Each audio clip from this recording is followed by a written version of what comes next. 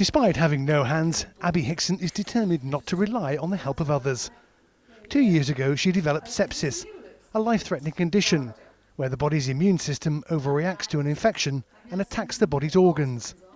Initially, though, the symptoms seemed benign. It was just the usual sore throat, sneezing, coughing, just feeling genuinely unwell. But Abby's condition deteriorated rapidly.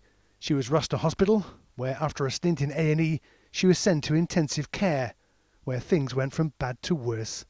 At this point, she had a full organ shutdown, and the next 24 hours would be a very tough, hard 24 hours for the staff and Abby trying to keep her alive.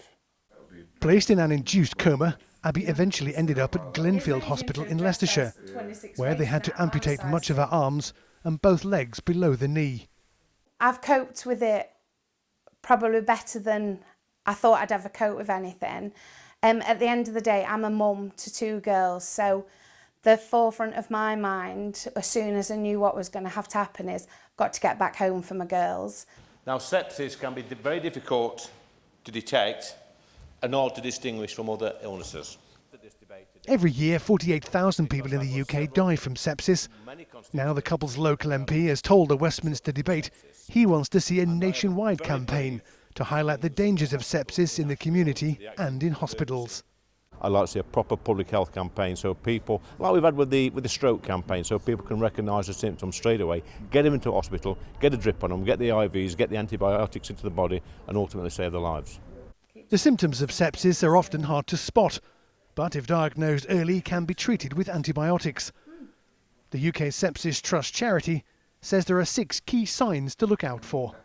S for slurred speech or confusion, E for extreme pain in the muscles or joints, P for passing no urine, no water in a day, S for severe breathlessness, I for it feels like I'm going to die, and people really do say that, and then the final S for skin that's mottled, discoloured or very pale. Any one of those 6 in the context of symptoms of an infection, it goes straight to A&E. Meanwhile, Abby continues to adjust to life after sepsis, hoping that her story will serve as a help to others.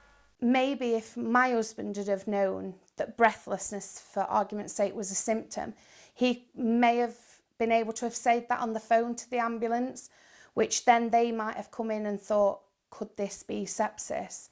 And I think if I can just get that out there, that's all I ask for. It isn't for me, it isn't, look what's happened to Abby. It's to help that it doesn't happen to anybody else. Phil Brewster, ITV News.